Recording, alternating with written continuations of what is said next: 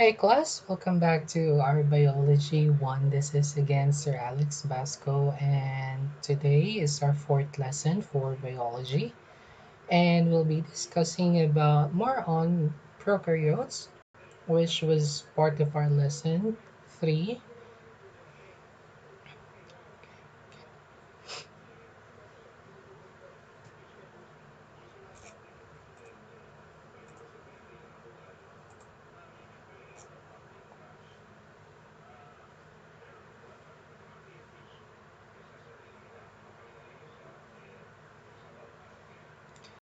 Hi class, welcome back to Biology 1. This is Sir Alex Basco, and today we'll be discussing our fourth lesson, which are types of prokaryotes. So we'll be dealing today with eukarya, bacteria, and some cell modifications.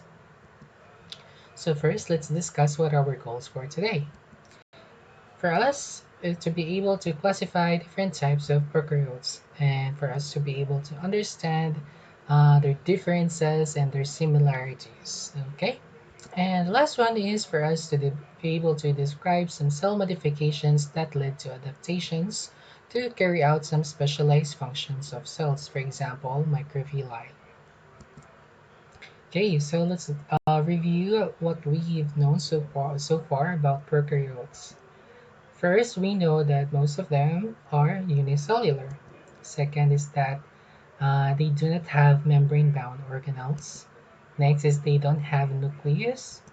Also, that the genetic materials float freely inside an area called the nucleoid, so it's the central region of the prokaryotes. Next part is that the genetic materials are double-stranded, but instead of a strand called chromosomes, they are in a circular or loop form, and we call them plasmids. And prokaryotes tend to be very, very small, and prokaryotes includes the following. So here are some types of prokaryotes. One is Archaea, and the second one is Eubacteria, which we will be discussing in today's lesson. So first, let's discuss what are Archaea or Archaea bacteria.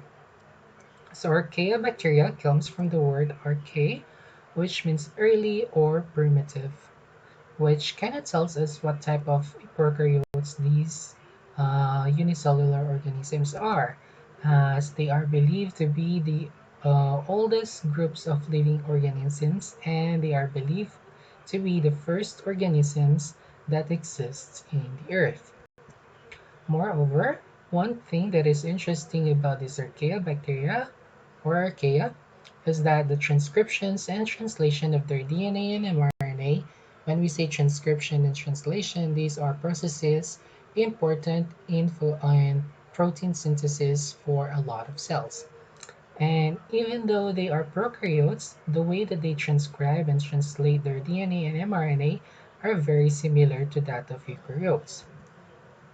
Moreover, another interesting fact about the Archaeobacterias are that they like to live or they usually found in extreme conditions.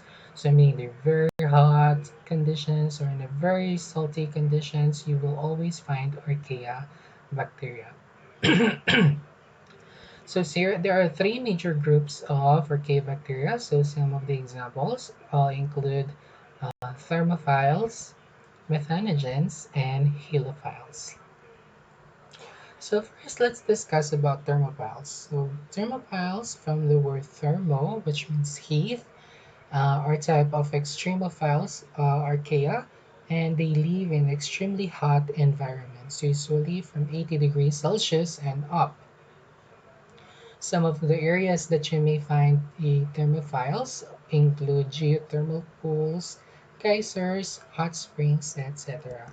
So for example, this is a geyser in Nevada, and if you take up a sample of the geyser, you will always find archaea bacteria living in those type of environments. The next one is halophiles. So halophiles are another type of archaeobacteria and are a type of extremophiles, and they like to live in very saline environments, meaning they like to live in very salty environments. One of the areas that you will always find some halophiles are salt flats and evaporation ponds.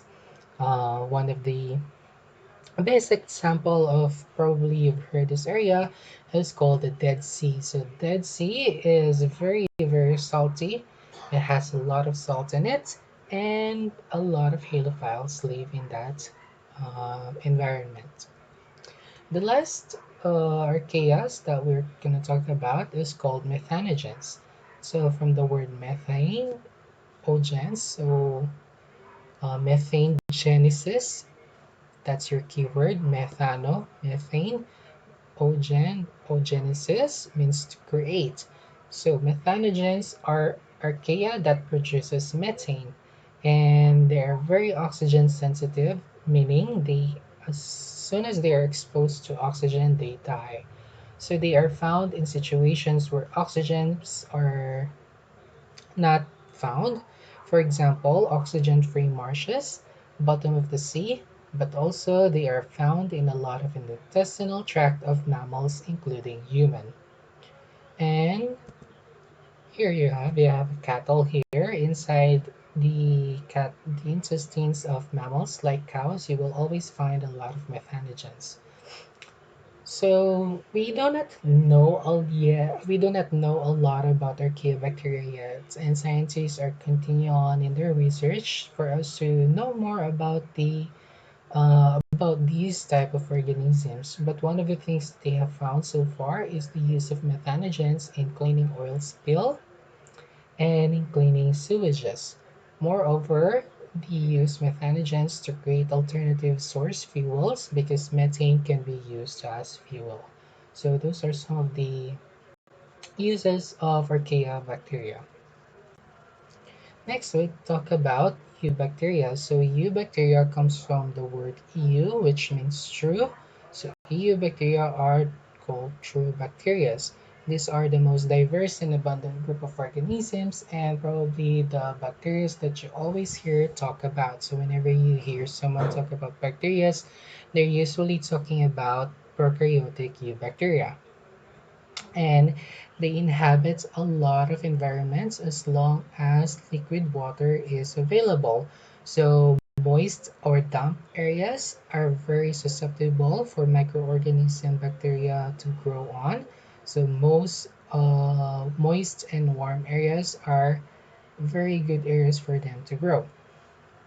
The number of bacteria in the world is estimated to be 5 times 10 to the 30th. So they're very diverse. There's a lot of them. And again, they're very small, they're very microscopic, and we usually need to use microscope to visualize and study their morphology. And because they're very small, there's one technique that we use to actually study them. It's called gram staining. So what we do in gram staining is we stain these bacteria and then we look at them under a microscope. So bacteria can be classified either gram-positive or gram-negative. And we're going to talk about the differences for these two, but first let's talk about gram staining. So gram staining is related to the peptidoglycans of these bacteria. So if you guys remember what peptidoglycan is, it is a uh, substance that is very present in the cell wall of these organisms. If you guys remember, prokaryotes have cell walls, and inside the cell walls, there's peptidoglycan. And depending on how much peptidoglycan this bacteria has, they can be considered either gram-positive or gram-negative. So when we gram stain bacteria, we color the peptidoglycan present in their cell walls. Gram-positive bacteria have very distinct purple in appearance, so when you look at them under a microscope, their color purple because they have very thick layer of peptidoglycan. What happens is that the crystal violet, which is a stain that we use during gram staining, adheres or attaches to the peptidoglycan and it stains it. So when you look under a microscope, if the bacteria has a very thick layer of peptidoglycan, you will see the color violet on that bacteria under the microscope. A gram-negative bacteria appear to be pale or reddish and pink in color because when you view it under a microscope, their color is not very dark purple, but it is more on the pink or red side. And it is due to the thin presence of peptidoglycan in their cell wall. So gram-positive has thick layer of peptidoglycan, while gram-negative bacteria have very thin layer of peptidoglycan in their cell wall. So here's some pictures for the differences between the gram-positive and the gram-negative. So this is the cell wall of a bacteria, and as you can see, for gram-positive bacteria, they have very thick peptidoglycan. So this is depiction of a peptidoglycan, while for gram-negative bacteria, they have very thin layer of peptidoglycan. So when you look at them under microscope, this is what you will see. So the purple bacteria that you see is usually gram-positive, or not usually, they are gram-positive bacteria, while the pinkish bacteria that you see, or red, pale red in color, are gram-negative bacteria. So first, let's more understand what we do when we do the technique called gram staining. So what happens is that we get a microscope slide. It is usually a glass in a very small rectangular shape. And using an inoculation loop, we put a sample on that microscope slide. And then using a burner, we just run through that microscope slide on the burner to dry off the excess water present on that bacteria, and what happens that the bacteria adheres or they attach to the slide, so you don't want to keep burning it for too long because the bacteria will die. And then what we do is we add a drop of crystal violet onto that slide and onto the bacteria, and then leave it for a minute, and then we rinse it with water for about 10 seconds or so, and then what happens is we add iodine. So during the iodine treatment, what happens is that it secures the violet stain or the crystal violet onto the peptidoglycan on the cell wall. So meaning if the bacteria has a very thick peptidoglycan, the iodine treatment will help the crystal violet adheres to that thick peptidoglycan. And what happens is when we rinse it and we decolorize it, the color will not be rinsed up from the peptidoglycan on the cell wall. So if they have thick peptidoglycan, after discoloration, usually we use acetone or ethanol. Acetone is, if you guys are familiar with nail polish, we use sometimes acetone to remove nail polish. It's the same thing concept for the crystal violet. Since it's a stain, it's a color. When we use acetone, it should remove the crystal violet. But if there is a thick peptidoglycan and we added iodine, the crystal violet will be trapped or adheres to that peptidoglycan. So even if we added acetone, the color will not rinse off. So what happens if the bacteria has a very thin peptidoglycan? If you use acetone, the color will not adhere to the cell walls. So after discoloration, the color will basically be removed. What happens then is we added a counter stain called safranin, which is more of the red and pinkish color that we will see under a microscope. And then we rinse it with water, and then we look at the bacteria under a microscope. So if the crystal violet adheres to the peptidoglycan, they're gram-positive. If it did not, you would see the safranin color, the more red color, and you would know that the bacteria are gram-negative. So this is a way for scientists to be able to separate and distinct whether a bacteria is a gram-positive or gram-negative. Continuing on with the bacteria, so bacteria has various shapes. Not only we use color to distinguish them, or after we use color to distinguish them, we also use the shape to distinguish the bacteria. So one of the few shapes that a bacteria has is called a rod, which we usually call this bacilli. Next is cocci, which is more of a spherical in shape. Then spirilla, which is more spiral. Vibrio, which is a comma or a bean shape, so meaning the bacteria has a shape of like a comma or a bean. Then we also have spirochetes, which is more like a corkscrew in shape.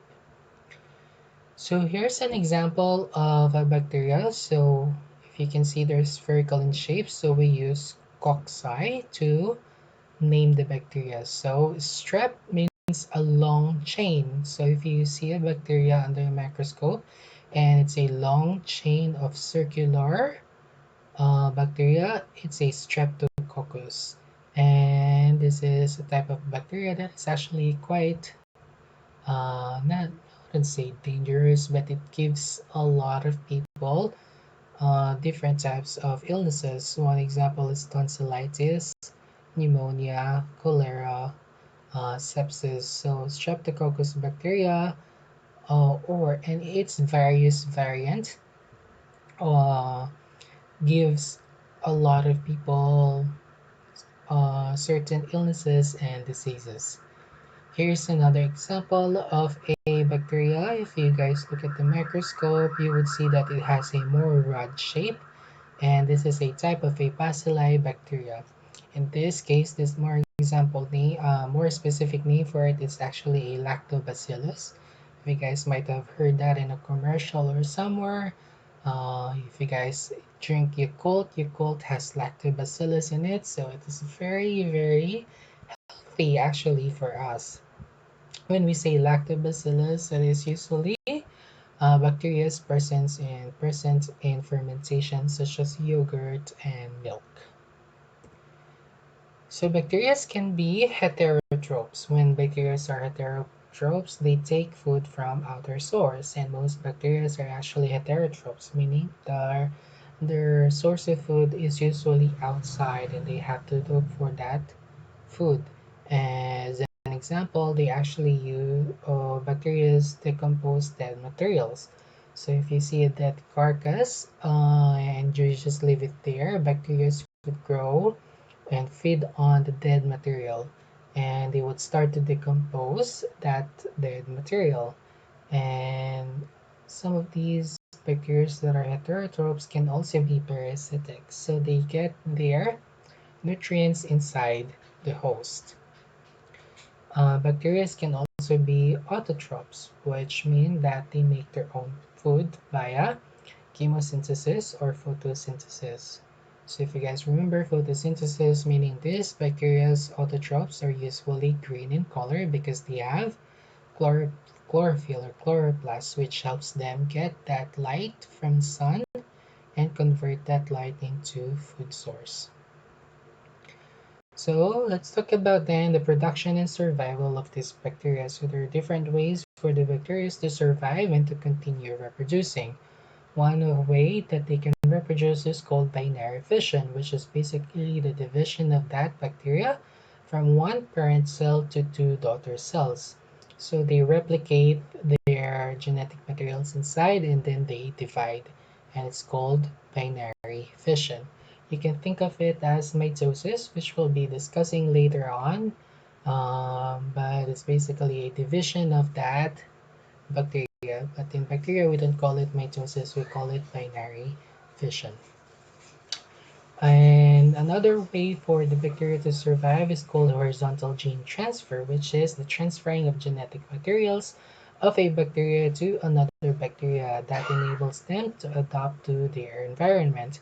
So one way that the bacteria survive is to transfer their genetic materials into another bacteria, and then the bacteria that receive that genetic material can adapt that genetic material, and then they be able to evolve. And some of the bacteria that we have now that we call Superbacteria are actually very resistant to antibiotics. The reason for that is because a few years ago, actually until now, is that humans started to use antibiotics a lot. And because there is an excess use in antibiotics, the bacteria that used to die using because of antibiotics start to evolve, because those that were able to survive were able to pass on to the genetic materials into another bacteria, or they were able to reproduce via binary fission. And then what happens is that the new bacteria, or the bacteria that adapted the gene, also were able to assimilate that trait of surviving antibiotic. And now we have a lot of superbugs, or we call them superbugs, that cannot be killed by antibiotic. Conjugation is another way for them to reproduce, and this is using their pili.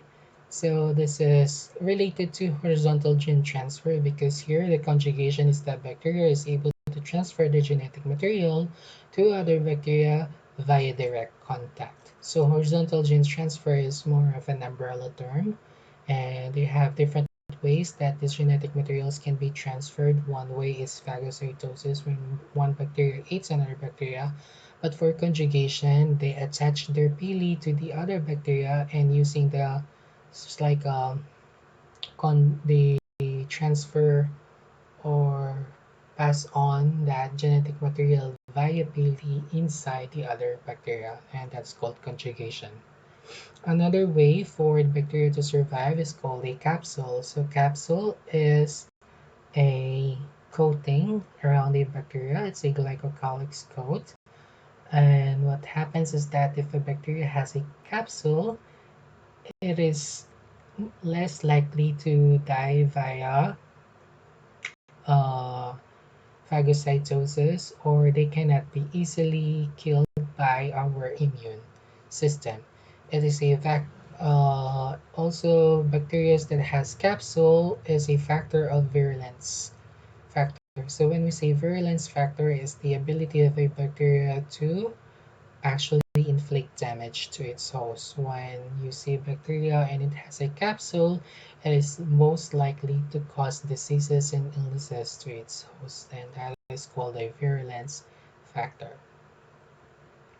So lastly, some of the cell modification available in bacteria is a microvilli.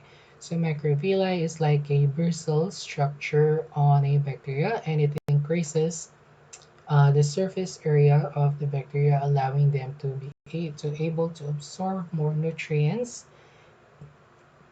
and more food. Example that you can see these in our cells. They're not bacteria, but in human cells itself is the lining of the stomach. So the lining of the stomach is full of finger-like protrusions called microvilli, because it increases the surface area of our stomach, which is necessary for us to be able to absorb nutrients from the food that we eat. Moreover, this microvilli structure are also present in our small intestine, which is the site where most of the nutrients from food is actually absorbed. So those are some of the modifications that the cell does. It extends itself and creates this bristle structure onto itself to increase its surface area. So that's our lesson for today. If you guys have any questions, do not hesitate to ask me, and may you guys have a great day. Thank you.